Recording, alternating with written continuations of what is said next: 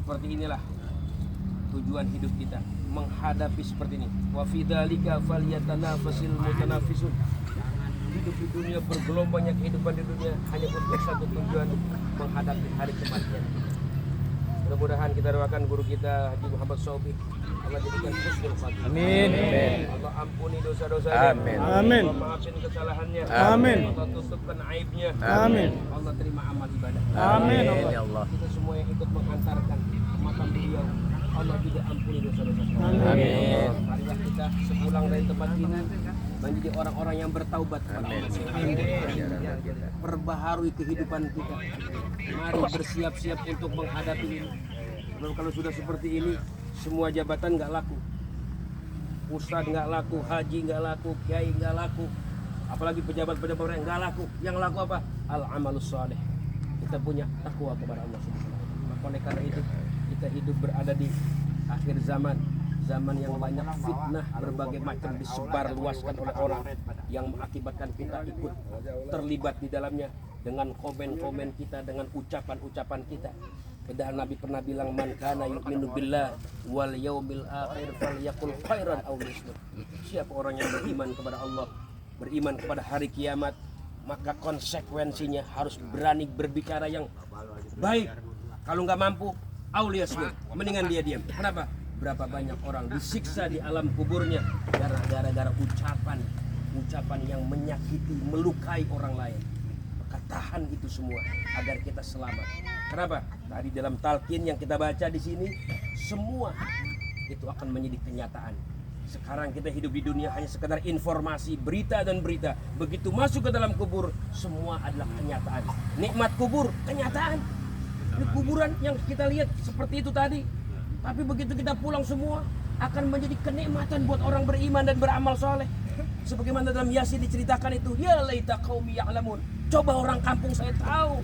Bima ghafara li rabbi wa ja'alani minal mukramin. Allah ampuni saya. Allah berikan ikram, kemuliaan buat saya.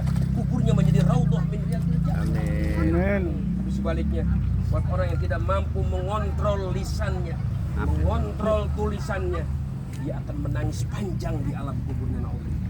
Maka kita pengen selamat, Nabi bilang, man kana yu'minu billahi wal yaumil akhir falyaqul khairan. Sekarang zamannya handphone. Handphone bisa menjadi asbab orang diazab di dalam kuburnya. Handphone bisa menjadi sebab orang disiksa nanti di neraka. Kenapa? Karena tulisan dan ucapan yang disebarluaskan menyakiti perasaan orang, menyebar fitnah-fitnah yang ada. Maka oleh karena itu, lewat perkumpulan di pagi hari ini, di hadapan guru kita, mari kita perbaharui kehidupan kita. Mari kita taubat kepada Allah. Kuburan menjadi kenyataan, nikmatnya menjadi kenyataan, azabnya menjadi kenyataan.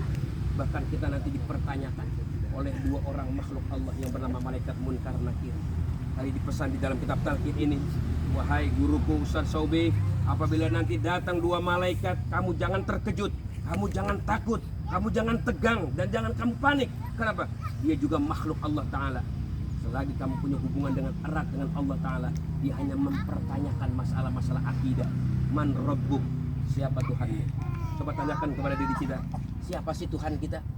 Kita kadang-kadang lisan doang ngomong Tuhan saya Allah, tapi perbuatan kita Tuhan kita bukan Allah. Tuhan kita hawa nafsu kita, Masya Allah. Mari di tempat yang mulia ini, di tempat pemakaman ini, kita taubat, jadikan Tuhan kita Allah Subhanahu wa Ta'ala. Man Rabbuk, siapa Tuhanmu? Selama ini kita jauh dengan Tuhan kita, jauh dengan Allah. Mari kita dekat dengan Allah. Mari kita berdamai dengan Allah Subhanahu wa Ta'ala. Man Rabbuk, siapa Tuhanmu? Man Nabiyuk, siapa nabimu? Kadang kita nggak ikut nabi, kita ikut syaitan. Wa anibuduni hadzal siratal mustaqim. Ayolah ibadah kepada Allah. Ikuti Nabi Muhammad sallallahu alaihi wasallam. Mudah-mudahan kalau kita erat hubungan kita dengan Nabi Muhammad, akhlak Nabi Muhammad, kecintaan kawan Nabi Muhammad, alam kubur kita menjadi surga untuk kita. Amin. Masyaallah muslimin, nanti pertanyaan di alam kubur ada orang yang didampingi oleh Nabi Muhammad untuk membantu jawaban Munkar Nakir. Siapa mereka? Orang yang mempunyai kekuatan cinta dengan Nabi Muhammad, cinta dengan sunnahnya, cinta dengan akhlaknya, cinta dengan umatnya. Mari cintai umat Nabi Muhammad sebagai bentuk kecintaan kita kepada Nabi Muhammad SAW. Ditanya lagi kita nanti, "Wa kitabuk, apa kitabmu?" Gimana hubungan kita dengan Quran? Kita kadang-kadang di rumah Quran aja nggak punya, yang punya nggak pernah dibaca. Mari kita baca Al-Quran. Kenapa? Quran itu menjadi penerang di alam kubur kita. Bahkan Nabi katakan ada satu surat yang apabila rutin tiap malam kita baca, Nabi akan kasih garansi aman daripada siksa kubur. Ala wahya surat Tabarak. Ingat, surat itu namanya surat Al-Mulk, surat Tabarak. Awaddu an takuna lahu qalbil mu'min. Aku berharap ini surat Tabarak menjadi idola setiap orang beriman. Mari kita buktikan harapan Nabi Muhammad agar Tabarak menjadi idola kita tiap malam. Sebelum tidur baca Tabarak. Untuk apa? Agar selamat kita dalam kubur. Waman ikhwanuka, siapa saudaramu? Bagaimana hubungan kita dengan saudara, dengan kerabat, dengan tetangga, dengan guru, dengan orang tua?